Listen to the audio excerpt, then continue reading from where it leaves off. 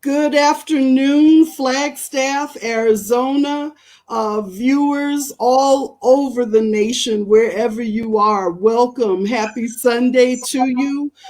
We are very excited, but we're always excited about bringing these broadcasts to you. Today, this is what we are calling our Black Table Talk. Today, three sisters just simply coming together to have a conversation about the recent Harris-Biden vice presidential debate.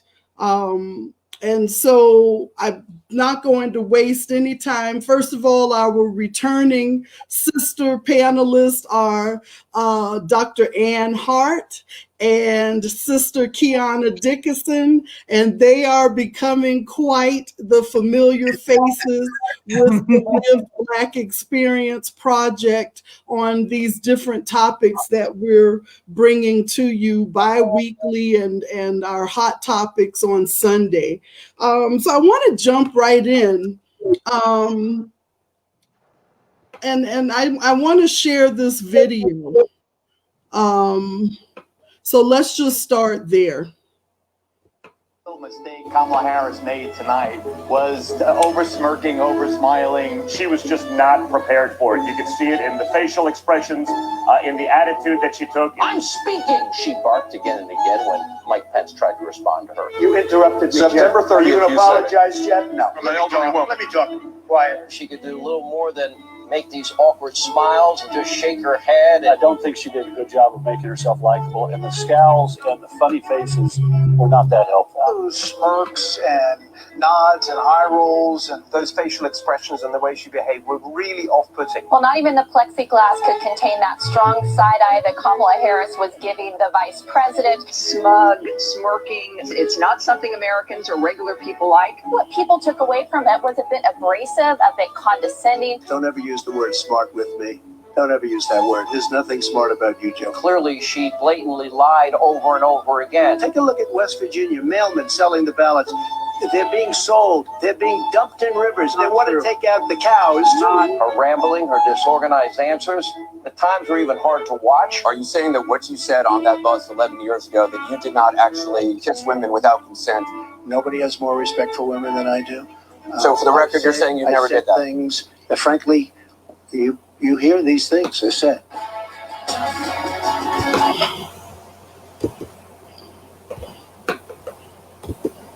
So just want to jump in there because there were a lot of comments about smirks and eyebrow raising and eye blinking, a little head turns, one or two during the evening.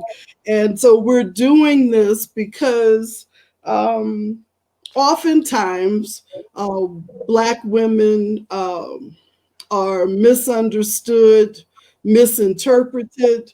And I want to start with, first of all, her attire for the evening.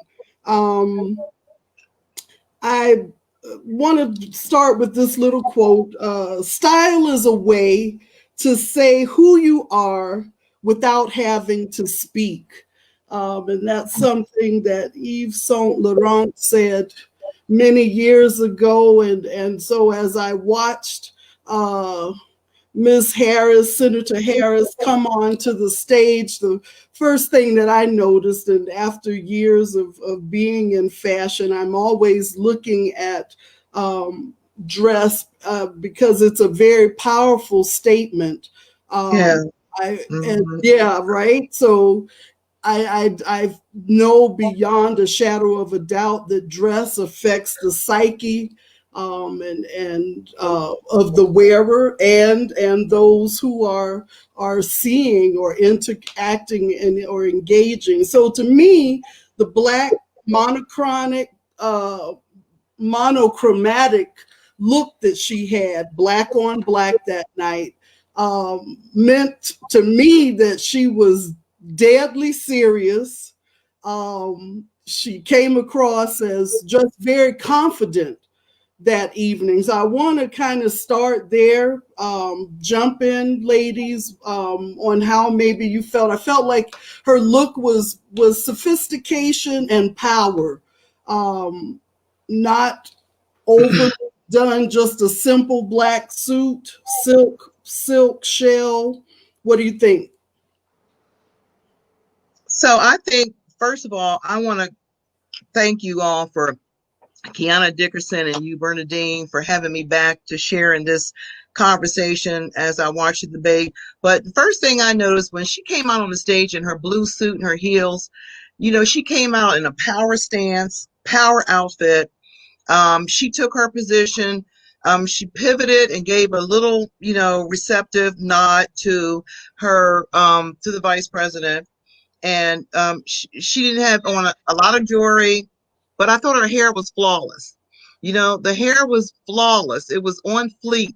And she didn't have a whole bunch going on with the hair and a bunch of stuff going on the hair. You know, we got to get to the hair piece too. Her makeup was flawless. It was just enough. Whoever did her lipstick, her shine, her lip liner, everything was flawless. She has gorgeous head of teeth. So I thought that her smiling was just basically like very non-confrontational. You know, she didn't have any daggers that looked like she was sending the wrong message. And I thought her suit, her attire was very basic and appealing. I even looked at her necklace. It wasn't anything symbolic on there that someone could say, oh, she had on this or she wore that. So it was well done. And that sent the message that, you know, I'm here to debate. I want to be given equal treatment. I want to be respected. I'm not here for fanfare. I'm not here to show my sexism or my color. I'm here as a woman who's debating on hopefully an equal platform. So I thought her attire was spot on. Yeah. I would agree. And again, thank you all for spending Sunday. I love spending Sundays and any days with these ladies. I would agree. And I took something a little bit different. You know, when I was growing up and it was time to go downtown, or it was time to go handle something professionally. My father was in real estate for 30 years and we had to go do something professional. There was a way you showed up. There was a way you presented that said that you were ready to be in that space. And I thought the way that she presented herself gave me that sense. And also, if you look at previous videos that have been kind of going around on social media of her coming off the plane in her jeans and her sport coats and her Timberlands and her Vans and Converses, that said something to me too. That means I can still be vice president in Converses and jeans with a sport coat. I just think there's something so powerful about a woman, a Black woman, being so comfortable in their skin that their clothing doesn't matter. Yes.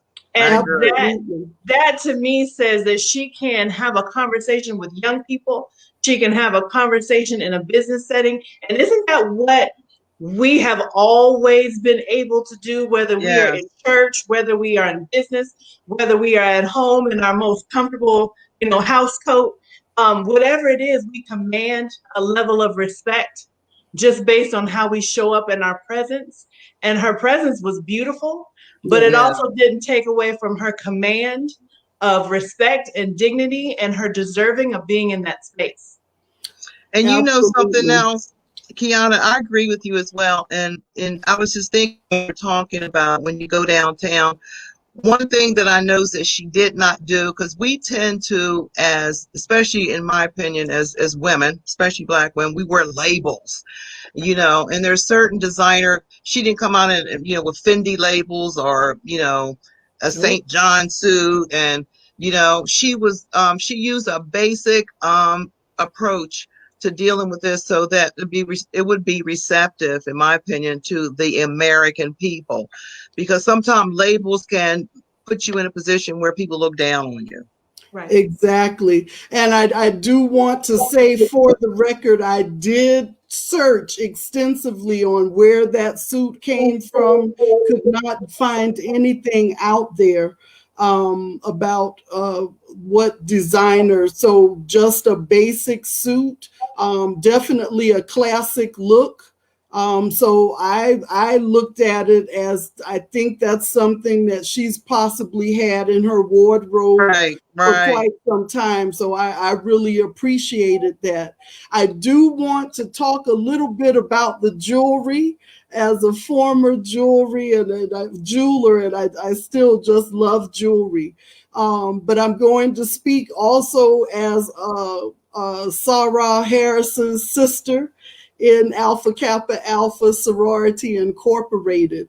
So that night she was actually sporting a little small pink and green pearl necklace. The one of the symbols for AKA or Alpha Kappa Alpha are 20 pearls, and we wear pearls to commemorate our 20 founders. So it was nice to see her representing the sorority in that way. And I think a lot of sisters, I spoke with a few Saras after that, just kind of felt a special connection that evening as well. So adding that little nice, simple touch. But after the dress, ladies, let's get into the body language. And whoever, Sister Quiana, do you want to get us started on? Let's really break down the body language, and we do this just to give our European American brothers and sisters a better understanding of who we are. And so it seems, and that's why I wanted to open up with that video, that the smirks and the raised eyebrows were very much misinterpreted. So I really do want to set the record straight on that. So Sister Quiana, can you get us started with that today? I will say this. I would say they were only misinterpreted by those that didn't grow up, didn't have the privilege of growing up with Black mothers, grandmothers, aunties, or I would just say women of color, because I do know some of my Latina nanas and such who would give similar looks to that as well. I will start with just how she sat down in the chair. I was taken just by that moment because it was different. It was us. It was different. She sat down prepared. She didn't sit down disheveled. She didn't sit down and needed a minute to kind of get her bearings. She sat down, crossed her fingers in front of her, and said, "Let's go." Yes. I'm ready.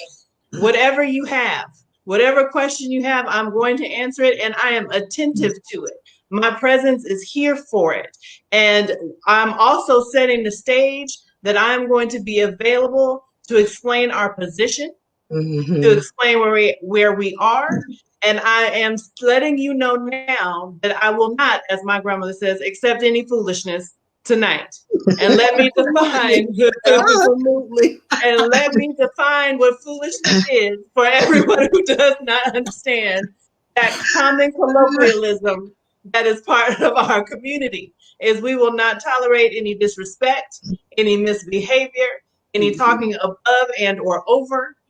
You will wait your turn, and you will expect all of that from me. I will be completely respectful of you until such point at which you decide to not give me the respect I am due as a human, as a woman, and as a Black woman, and you will be corrected in such time. Now, why is that important? Absolutely. Why is that important? Because so often, one, as women, let's just start there. One, as women, we allow people to invade our boundaries. We allow people to skirt past the level of respect that we deserve because we are human, because we are women, because we are Black women. But pushing back against that always gives people the impression that there's something wrong with us. There's nothing wrong with us. I have set a boundary for respect, and you have to adhere to it. But again, you don't have to, right? Nobody has to adhere to your boundaries just because you set them. Yeah. But our job is to enforce them. So the enforcing of my personal boundaries, for whatever reason, makes other people uncomfortable, that unfortunately is not my business. My business is just to put the boundary down and to enforce it. And if those other individuals choose to invade it, then they reap the consequences, for which I think she did an excellent job of setting the consequence, which was, I'm going to remind you that I am speaking. Yeah, she did. She did. Actually, yeah. You know, this is a moment that will go down in history because this can be used. There are so many things that she did and said, and how she did and said it, that you can use for other women, especially young Black women, because too often, I was reading an article yesterday, and it's too often they were talking about students in university and college and high school classes, how their white counterparts always take over the discussion. It's usually always one or two of us in a classroom or an audience or a setting or what have you. And we have always felt, in my opinion, that we have to take the back seat. We can't speak first. We can't speak last. We can't speak unless somebody acknowledges us. And if we're too tempered, that we're being aggressive or we're being hostile. I don't know how many of you saw the First Lady's documentary that came on this week about Michelle Obama. And so we're held to a different standard than other women as Black women. Michelle Obama has beautiful arms, and she shows her arms because this is the type of apparel she was wearing. Oh, it was a disgrace. It was this. It was that. And so we're at the table, and we often have to hold our own tongues. And we hold our own tongues. The only thing we have left to depend on is that look. And anybody in Black America, a child, baby, neighbor, anybody that's not Black also knows the Black look. And that was the only platform that the senator could utilize that wouldn't have given her headlines the next day in the paper that says that she was rebellious, angry, Black. They already tried to do that. And I was so disappointed and but not totally surprised that Megyn Kelly, the ex-host for one of the TV shows, I forget, and she says, "Oh, that why didn't she stay more poised? Why didn't she just tough it up and be a woman?" No, this is what we rely on. Sometimes it's the unspokenness. Even when you have children, you don't have to say anything. You give them that look. They know when they've done something wrong. Even your spouse or your partner, you give them that look. They know when they've done something wrong.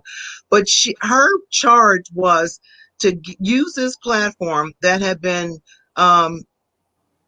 that wasn't given an opportunity during the last debate with the two presidential candidates. It was so brazen and so hostile. She says, I'm going to do this in a poised manner, and I am going to not speak over anybody unless I have to. And if I do, I'm going to do it professionally, as Quiana said.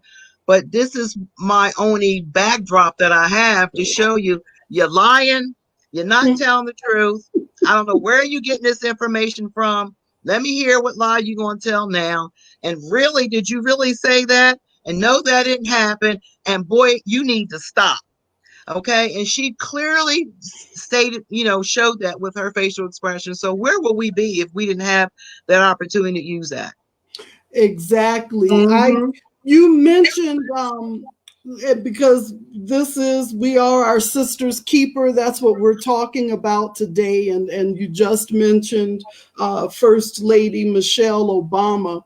I just want to put in there that when during the days of the Kennedy right, sure watch, did. Presidential watch, Jackie Kennedy wore many sleeveless dresses and strapless gowns without scarves or any type of cover. And so I'm bringing that up because I want to jump on to my sister from Savannah, Sister Geechee, that's my big sister, is saying that she just made a comment. She's saying that the commentary to the contrary was exactly as expected, disappointing, but not surprising at all. Right. And so I want to jump on the fact that the very next day after the debate, our chief, it's very difficult. Our president, the occupant of 1600 Black Lives Matter Avenue. Yes, okay. Called Senator Harris a monster 2 times in less than 7 minutes. Why is it? Why do we become referred to as something otherly when we are described? We're monsters. We've been called coons. We've been referred to as animals.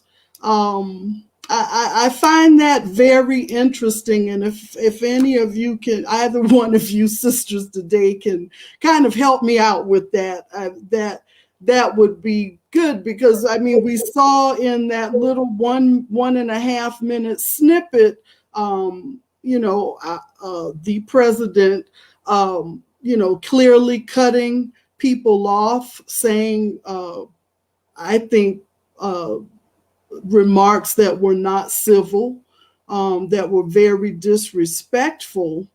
And this woman did not do any of that, but yet was called a monster. So if someone could please help me out with this. So I'd like to first start off by saying, I was thinking about that too when he called her a monster. And if you're a Black woman, if you've made an impact in something you've said or done, when he called her a monster, that means she nailed it. Okay, that just means to me, of course, it's degrading. It's also vicious, and it's unprofessional. But I don't expect for 45 to say and do anything professional. And you don't have to agree, but you don't call somebody a monster. But that just means to me that the senator really laid it out there to the point where it boiled his potato. Okay, he was riveted in the truth by this so-called monster. But the degradation of name calling for African American, especially women, because here we've gotten the new label of being the most disrespected woman in America. It's degrading because we're not respected, we're not appreciated, we're not valued. No one allegedly wants to hear anything we have to say, and we have to keep our voice there. We have to keep our voice at the table, and we have to stop beating around the bush to say what we need to say. And the senator did it so well with facts. She took her notes. She spoke to Pence through the plexiglass and gave him the look like, yeah, I know this is not true, and it's not true. And she looked ahead and she spoke to the American people, and she let them know, you can determine, but this is what I know, because anybody knows, anybody that works within the White House, if you're living and working alongside or with a president who doesn't even believe that the virus is real and invites people to drink bleach and wants to put a Superman shirt on to try to show that, how I've combated this thing, then she gave him those looks to remind him, nobody believes you. I certainly don't believe you. And if I can't say it publicly, I'm going to show it. But the degradation of name calling, just to me, is harmful, yes, but you have to look at the messengers. Yeah, I agree. I completely agree with Dr. Hart. And then I want to add this point. His base is not us. His base is in people that we associate with. His base traffics in that type of language, that type of assault, that type of violence, that type of aggression, that type of degradation. And he was speaking directly to the people that applaud when he speaks. And that's why he used that language. But that has always been the language that group of people use to make us less than human. that try to make us seem as if we do not have arms and feet and eyes and hair and all that. There's some way we are less than human. And you saw not only a beautiful woman, you saw a highly educated, highly acclaimed, professional woman who had all of her facts together. She did not misspeak anywhere in that entire time. It was almost perfect as far as, someone presenting information. And of course that was going to shake her. So the only thing that you can come back with is she's a monster. That's all you got? Okay. Right, exactly. Really? After that entire presentation, that's all you got? But you think about it is, and I think about the show that is riveting to me, and I hope people watch it, Lovecraft Country, that's on HBO. And it talks so much about the skin that we're in and how people have used our skin as a weapon against us in some way. And I think we are taking that back. We are fighting it back, because as much as you want to call us a monster, we are what was created by this country, and what was created is something beautiful. Black women are the most highly educated group of individuals. This isn't just me saying this because I'm a Black woman. It's documented truth. We are the first to the polls. We are the largest voters. We are creating more businesses. We have more financial gains in the community, and we are the most highly accelerating group of individuals. So if that all you got is a monster, we're the monster you create. But you know what? I agree with you so much. But you know what? Let's not overlook one point. The monster was really saying she's a BN. Okay? All right? Black N. That's what he really was wanting to say. But he knew that he couldn't go too low with that, because to me, the monster was more than the message that he was trying to send. Okay? So that's where 45 goes when he's giving out. And you're right, Kiana, that's all you got, because it sounds like a fourth grader. Oh, she's a monster. But it was also meant much more than that in his sick mind. Let's talk about, so let's really zero in then on some of the body language. And each of you, please speak on when we raise our brows in the midst of a conversation. And I mean, and let's keep it professional. So we're going to keep it in the boardroom. We're not going to, to bring it into parenting, what that means. But when we're talking to our colleagues and that brow goes up and the head sort of turns, let's speak on that. What is that saying? That's when it's done, from my point of view.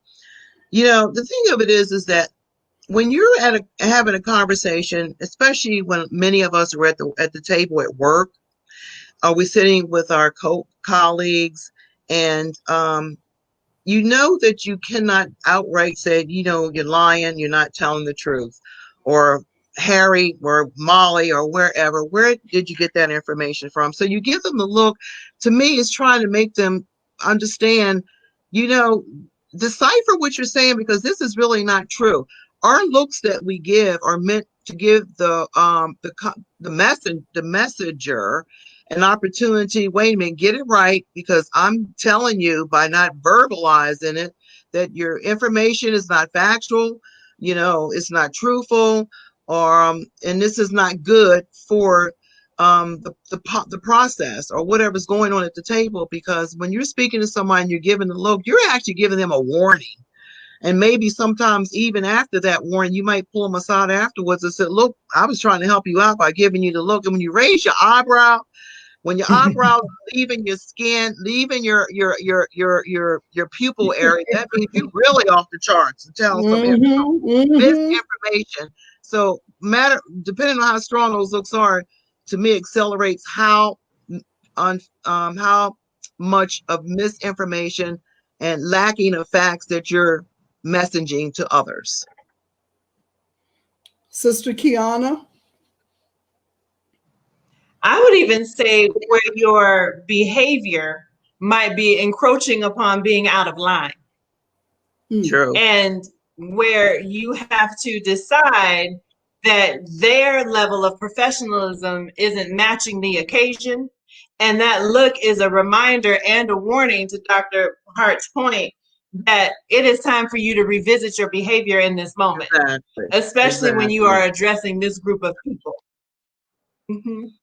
And you know that sometimes takes you from the eyes, because we know we at a certain age, we're mature, we don't roll our eyes, but we just lift our eyebrows, but we give them a side eye, we tilt our head, and we do that, so it's just, it's uncomfortable for the receiver. If I'm at a table and I'm listening to this, it makes me very uncomfortable. And one thing that we haven't talked about, and I don't know how Senator Harris was able not to do this, but I tend to dilate my nostrils, because you start to breathe heavily, anxiety increases because it's such a blatant series of misinformation and facts that it's just like, this is just getting out of control. You almost are short of the eye roll. I mean, the head tilting and the eyebrow and the facial eliminates you from getting up and leaving the room. That's just like a barrier that helps you sit in that seat as much as you can, but then you start to twist in your seat, you'll dilate your your nose, we don't get beat red anymore, but it's just the misinformation, like Quiana said, it can be dangerous and it's harmful to the dialogue, especially if it has to do with something that's adversarial to the conversation or at the table. And anything that we say verbally will be seen as aggressive or something. Exactly. So we have to gather ourselves in a way, which I will add that I don't remember seeing the senator do this, but I would say the long sigh that we take on occasion just to collect our thoughts. And I usually say that sigh is calling on an ancestor to help us in that moment, because we can't do it alone, right? But that long sigh, I don't remember her doing that, but I have been in many a boardroom in a situation where it is necessary just to collect my words, and say a quiet, quick, silent prayer and call on somebody to help guide my tongue in that moment, so that one, we stay employed, and two, that we communicate in a way that is going to be heard, or at least an attempt at being heard. I'm going to post it before the broadcast is over. There is about a 5.5 minute video. A doctor did a critique of what Harris's body language throughout the entire debate. She actually did flare her nose at one time during the debate, and that is a sign of a little anger and irritation that comes across when we're frustrated, or when we do have to maintain our composure when people are misbehaving or blatantly lying.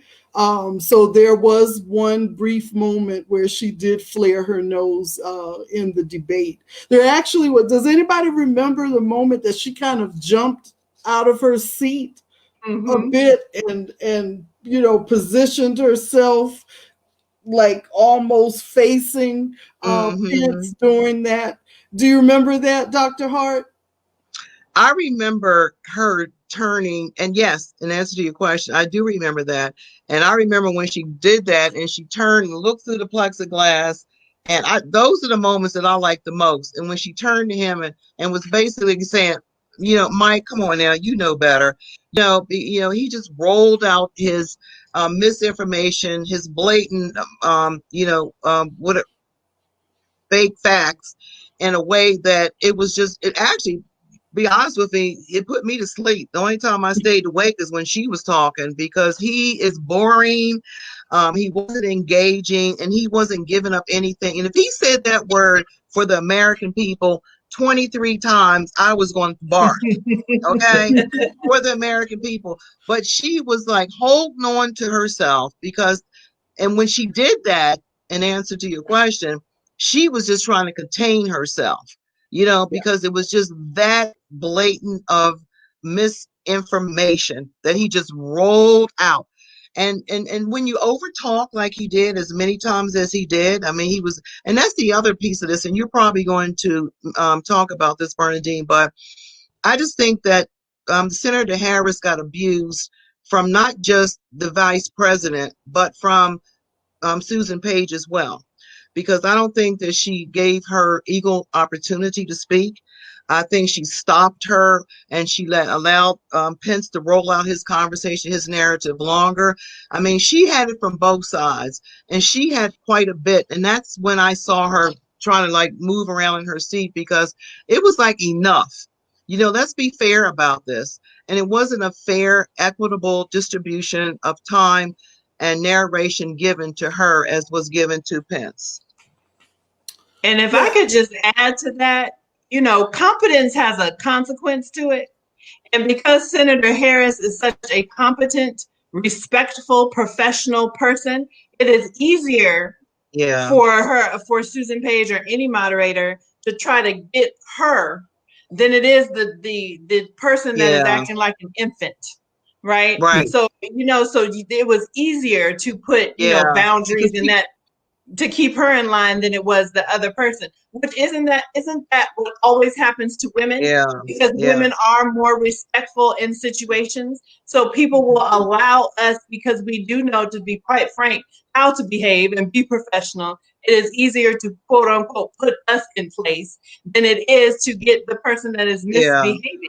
So they get to act a fool essentially, as long as they want to, because it's difficult to challenge that. Right. And we saw that, which was so interesting. We saw a man in the first debate and a woman in the second debate, both being of European descent, neither of whom knowing how to handle the person using infantile behavior in the room. And that is very interesting to me. That's a whole separate subject, but just how neither gender was able to control, when we usually think men, or what we are taught, are able to control other men. That's true. Yeah, that's so very true. I remember the moment, you know, because we're talking about, you know, even when we're being disruptive, you know, even when we're stirring up good trouble, I'll just say it like that, we still, as Black women, have to be polite. And so I recall a moment, the very first time that she became tired of Pence breaking in or over speaking, and she said, you know, just like he interrupted me, I would like to finish, please. She said, she added, please. And I think we can all agree that Pence got he did most of the talking that evening. Can we? Yeah, definitely. And you know, the thing of it is that I think this is a moment in history for women across the board when they're trying to get a word out. And I wrote this down, and it's embedded in my mind. Vice President, I'm speaking, because people talk over you, and it usually is men, and it's usually women that don't look like us. I'm gonna just keep it there, okay? They just talk. And so anybody that's listening, is proper, and it's great etiquette, as illustrated and demonstrated by Senator Kamala Harris and Alpha Kappa Alpha. I applaud you for having this sister in your sorority, because she definitely represented not just to the AKAs, but for the Divine Nine.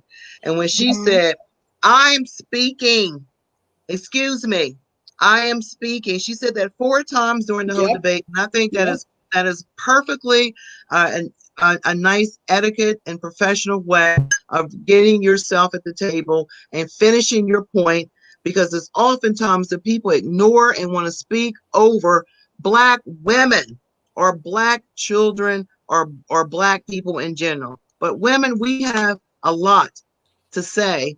But you know what? And we know it's going to be something that's worthy of hearing. And the persons who are guilty of this, they don't want to hear the message. They know that we speak truth to power, but you may not be ready to hear it. But now the mantra is, excuse me, I'm speaking. Excuse me, I'm speaking. Yes. Absolutely. Absolutely. What about the moment when she told Pence that she said, I will not be lectured? Oh, yes. Do you remember that?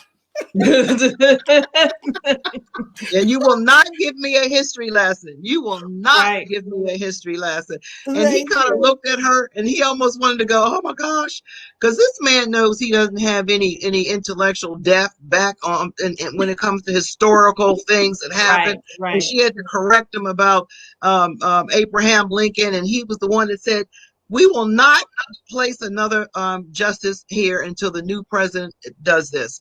And he didn't act like he knew anything about it. You know, that's not a part of his mantra. That's not his base.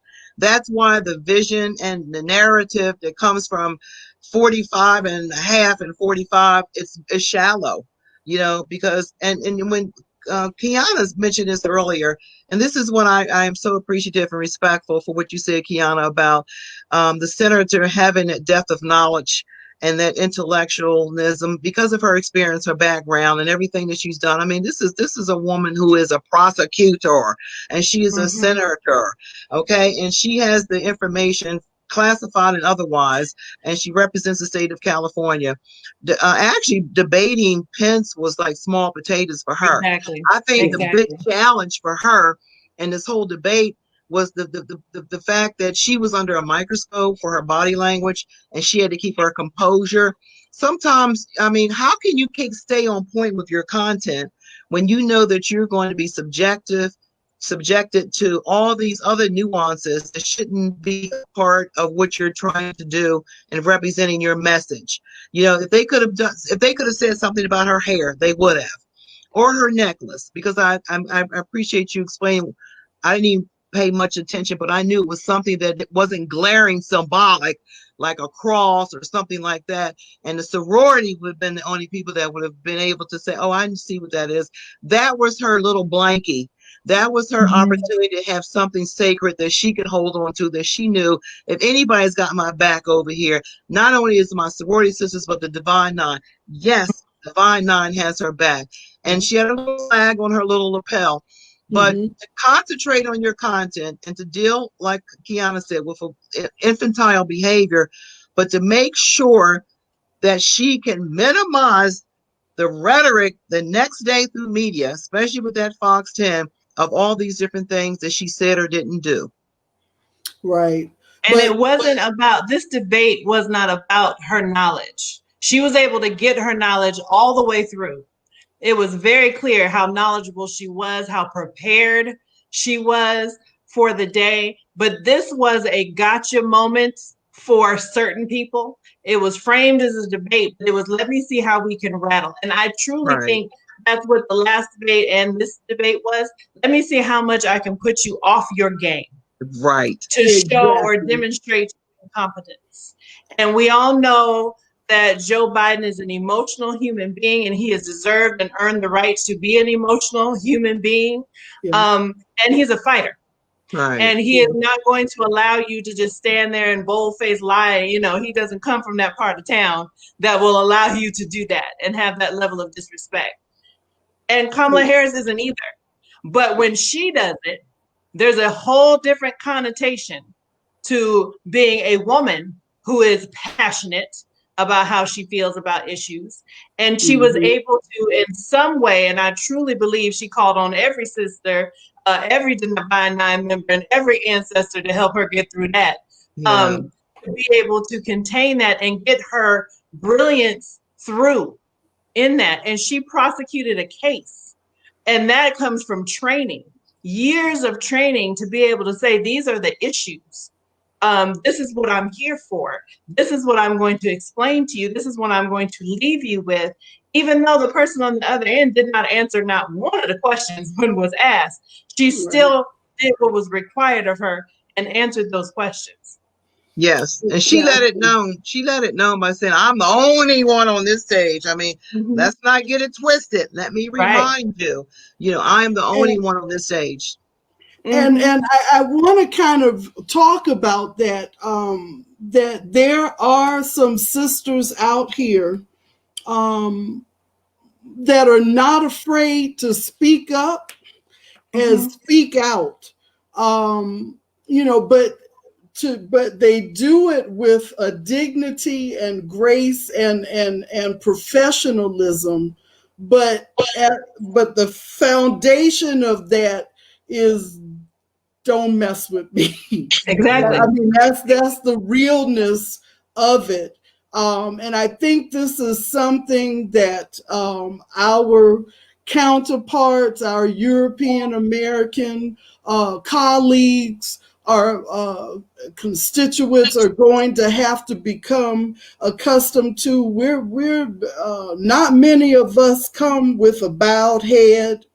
Not many of us, speak where you have to lean in, like, because we're speaking so low, it's like, what? Okay, I got to really listen. Right, exactly. We got to keep in mind, and I'm getting a reminder that this sister ran a law office that was the second largest in the world. So we're expecting her to come, with this lowly, meek type of, and I really think at the end of the day, that's how they expect us to come. And that's why we're doing these broadcasts. Sometimes at the end, we're taking our place at the table, and we're coming with our confidence, with our Black women attitudes, because all of that, when you go back and you look at some of our African brothers and sisters, we talk with our hands, we talk with our bodies, and I don't know, not very many Africans who are not straight to the point in what they say. They don't, dilly-dally about with it. They let you know what is on their minds. And so these are the people that we are seeing coming to the forefront. They're being themselves, and they feel that we no longer feel like we got to come like, oh, can I just say something? Can I just have a word? We've been educated just like they have, and we have confidence and pride just like they do. And so this is what we're going to have to get accustomed to. This is who we are. This is who we've always been. This is a clinic. What Senator Harris did, I would use this as a workshop, because there is, and you said you're absolutely correct what you just articulated, Bernadine, because there is a way to be heard at the table, and Senator Harris clearly showed how to do it. Okay, and depends on, you can demand respect. And you don't have to be Millie Mouse. You don't have to say, well, I should have said this after the meeting, and why didn't she say this? And I hope that this moving forward to Black women and young sisters who are in high school and college and are matriculating through their academic and professional lives, there is a way to do it. I mean, you don't have to come out the box, being the ABW, because we're going to get that label anyway. I don't care if you read it off of a postcard, you're still going to get that label.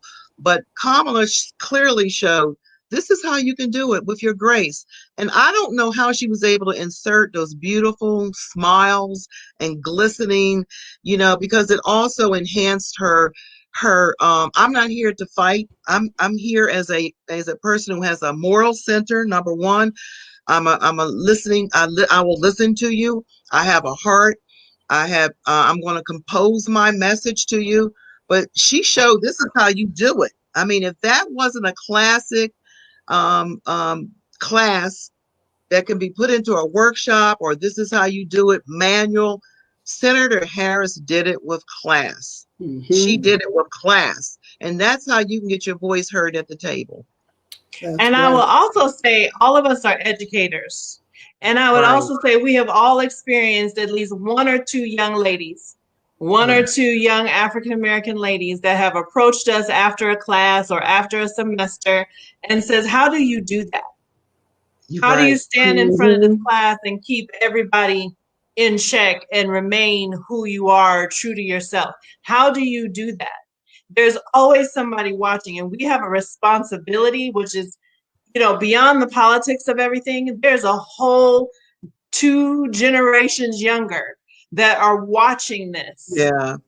That are trying to figure out their place in these boardrooms, in these classrooms, in these college classrooms. Yes. And how can they stand up and be heard in these spaces when they're not in HBCUs, when they are in predominantly white institutions, where they might be 1 or 2 in a classroom, and they have to be confident enough to ask those questions in those spaces. That takes a lot of courage. And if there are any young women that are out there that were watching that event or watching this event, those are the types of things you want to keep saved and watch over and over again, not necessarily for the politics, listen to that too, but watch how a Black woman presents herself and sits at a table and knows that wherever she is at that table, she deserves the respect given to her. But isn't that what we bring to the table? Right. I mean, I think we all could share one, but we have many stories, and depending on how long we have been in our professional lives, we have many stories that we can share about what it takes before we even walk into the meeting, how we have to gather ourselves and center ourselves in our minds and in our bodies, in our temples, before walking into that meeting. Sometimes before picking up that phone to make a phone call, you know, if we want to talk about, that's beyond Black girl magic, but being a Black woman in this world, that's how what she personified that evening is everything that a Black woman is and has to be every day. The body language, holding your tongue. You'll notice it was twice during that evening. You'll know if you go back and watch, because I watch body language because it just speaks volumes. When she actually, her tongue goes behind her teeth to hold back the words. And you notice a little stiffening as she's doing that. So, you know, knowing how to, we are very disciplined. I think the media has portrayed us, and some sisters will go off, but we're talking about the professional sister who knows that they do not have that luxury, and so this is that sister that Senator Harris was. Your thoughts? I think that one of the things that what gets confused is our passion for anger, you know, because, and again, I want to take you back to this piece that I was watching with the First Lady's documentary that came on a few days ago. And when Michelle Obama first came out of the box being the First Lady in the White House, she was making speeches and she was going on tours and this, that, and the other. And so she was pulled into a room by one of Obama's advisors, Axelrod. And he showed her a video of herself and turned down the volume and said, just watch yourself. And as we are passionate about our deliverance, our emotions are embodied in our facial features, our behavior, and we're very, we do a lot with our hands. We're animated. And when she watched that, she could see that what she was passionate about, the public looked at it as anger. So I think, and you said discipline, you were right, Bernadine. It takes a lot of discipline, and I think it takes practice. And for any woman, I don't care what age you are, that's listening to this dialogue and who has watched the debate, it tells us all of how we're being perceived. And we always have to be put in check because as Black women, but I could say the same thing, and I could use emotions, and I could be very passionate, but we as Black people, everybody already knows we're very emotional, we're very passionate, and we articulate very differently. I mean, you can hear another conversation. It could be a house on fire across the street, and our non-African American sisters say, "Oh yes, I watched the house burn," and somebody else would say, "The house was burning." So we put more message in our delivery through our feelings and our emotional and our center and what we're feeling. That our other folks, our European sisters, don't deliver the same way we do. And that's just unfortunate. So I don't want anybody to confuse, which it has already been done, our passion with anger. We raise our voice, we're rebellion. If we speak our mind, we are aggressive and not assertive. And if we do things and get it done, we either call a B or nail an M. Okay, so there you have it. There you have it. And to go off of what Dr. Hart said, just think about what causes that. We are a group of people that have been fighting our entire existence. We leave the house in our nervous system. No wonder we have high blood pressure. Our nervous systems are just prepared to fight at any given moment. We are raised that way. We live in hostile environments. We live in hostile workplaces. We are occupy spaces that were never created for us to begin with. So we are prepared, our adrenaline, we have to have a heightened level of adrenaline to just operate through a normal day. So when anything happens that would cause our passion, it is because we are already on the 5 when everybody else is at a 0. And that's just how we operate. That's just how we have to function out of our own safety, our own survival. We teach our children, I've taught my children to be ultra aware of their surroundings for their safety.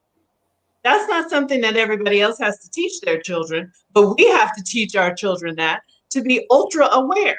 So if that's the case, and we're already operating every day at a 5, of course, everything that we say is going to be a little bit more emotional. Of course, everything that we do is going to be a little bit more animated. And we have to find those things that bring us some peace during the day. And sometimes it's just having a person to text to say something is happening, or having a coworker. I have a coworker that luckily we share the same look. So if I can give her the look and she give me the look back, that is some comfort right then in that moment that allows me to center myself and bring my normal 5 to a 3 so that I can possibly get through what we have to get through. But of course we are functioning at a 5, and that's calm for us. That is calm. And it is very unfortunate that we have to live like that. And the other piece of it is, I'm sure that, we all have the person that we pray to. I remember when I knew, or when we feel as though we're going to work or at a meeting or something that we might feel contentious about, you're right, we prepare ourselves, but we always hold on to that spiritual message that can comfort us. Or I have a little angel I would keep in my purse. And if I knew that I was going to be presenting something or we're going to be a part of a meeting with people who, as you said earlier, Quiana, you said something very important. And we have to remember that we are the enemy with our knowledge. Okay. Competency brings on fear to others. We're supposed to contribute, and we're supposed to be uninformed, harmless, and stupid, because that makes others feel comfortable.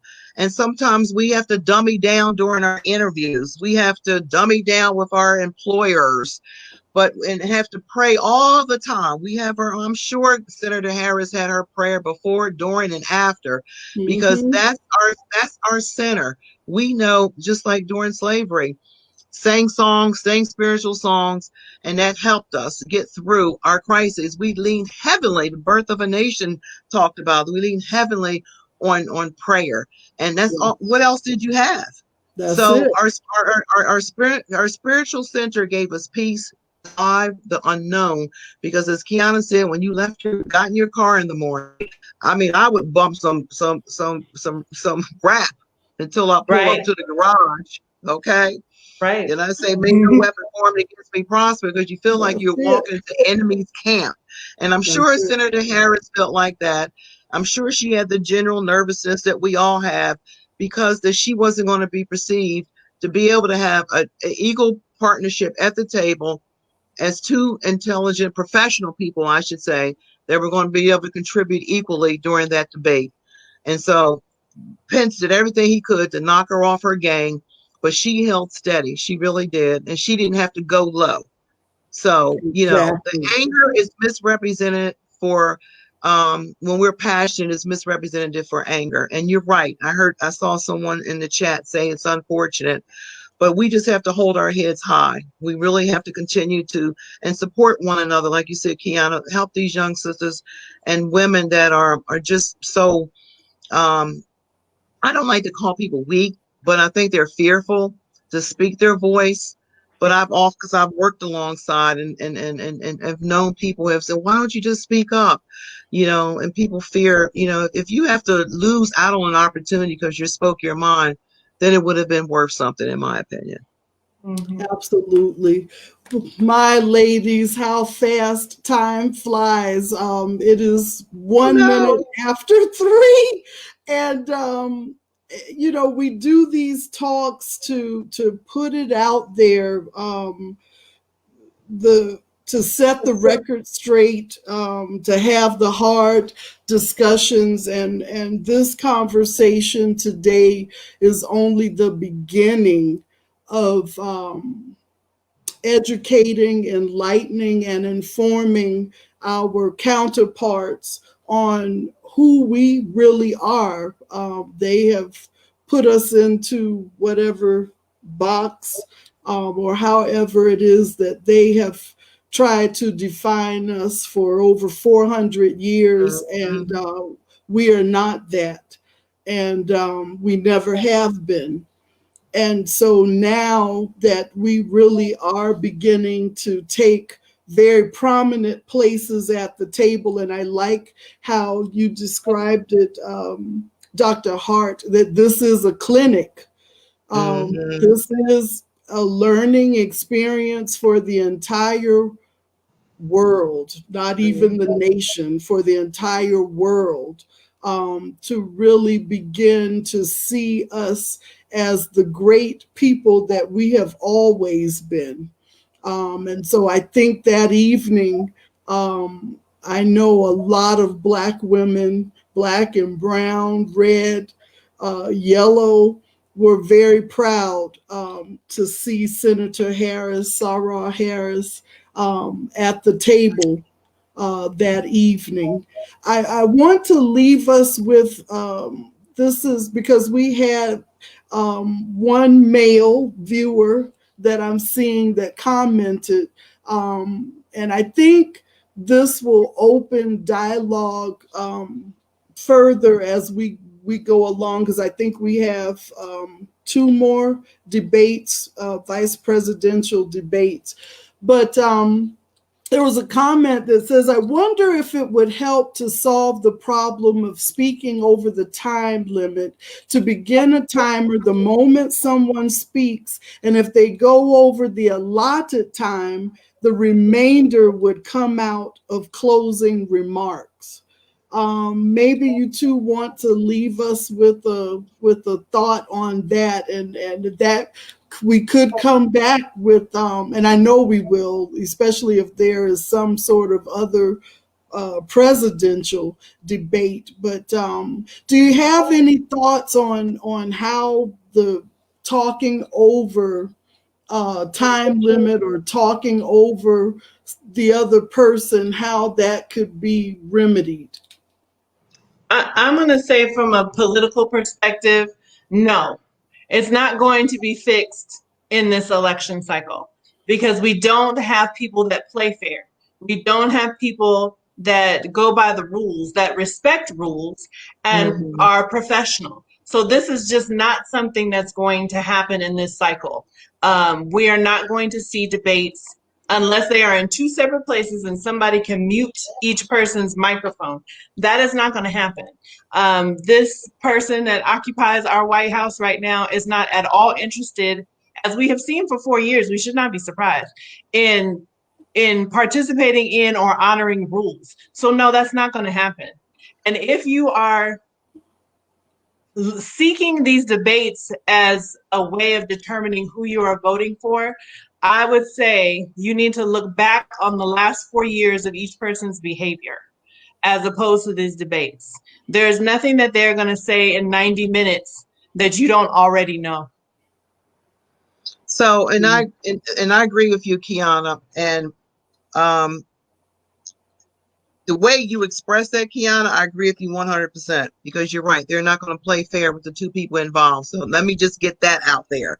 But I'm looking at the response differently in terms of civil people, if you will. There were debates, but I think this person is asking about during the presidential speech. The only thing that came to my mind, what I would like, because first of all, the Commission on Debates, they decide and both parties have to agree. And so just like 45 would not agree to have his mic muted. He didn't want to play fair, like you, Quiana said. But I think there should be a way that when your 2 minutes is over, and I think this is something subtle and manageable, if you will, that when to dim the lights on that person and just shine the light on the next person, that's something that's unimposing. It's no one talking to try to say, Mr. President, Mr. President. She had to keep calling Pence's name so many times. He disrespected her because she was a woman. If it were a man, he might have responded differently. But just take that light, lower that light to a blackness, and shine it to the next person. And then that's going to shut them down automatically. That's a subtle way of doing it, because I always believe that's a way to do something. And if he wants to talk to himself or herself in the dark, that's on them. Exactly. I said the same thing last week. I said that after the presidential debate, dim the light and cut off the mic. Dim the light. Talk in the dark to yourself. Talk to the man, because the Black woman don't understand. Exactly. Ladies, today truly has been a pleasure. As we come to an end, I want to share some closing thoughts. My sister in Savannah, Sister Geechee, says that I think Senator Harris worked very hard to make sure that she was non-threatening or to come off like the ABW narrative. And still, she was widely criticized. When will it be okay for her to relax, to be herself? To that, I think we can all agree it's not going to happen anytime soon. And to have her as Vice President Harris will only raise the stakes of the game. Right. Exactly. And so in closing, I want to close with a thought that my Queen Mother shared. It's actually a quote from the Empress Nina Simone's song, Three Women. She's one of the verses is, "You taught me how to be a lady, but still call me Sister Sadie." And on that note, want to leave you, I want everyone to think on that. But nevertheless, to that, we say we're still taking our places at the table and we're having these hard conversations. And Sister Quiana said that we are very animated. I would add to that we're very expressive, and yes, we are very emotional, and we make no excuses for that. And so that, viewers, I say, just get ready, accept it. This is who we are. We are no longer taking on the image of our slave masters. We are indeed free. We have emancipated our minds as well as our bodies. And this is who we are. This is who we will be. And really, this is who we have been. And so thank you, Flagstaff. Thank you, Savannah. Thank you, viewers all over, for taking out an hour and 10 minutes to share with us today. We'll be back, and Sister, our resident facilitator, Sister Kara, will be back. I think we're back on Wednesday, where we'll be talking about unequal opportunity, race, and education. So please come back and join us. Please tell your friends. Please share this video, and be blessed. Take care, and we'll see you again.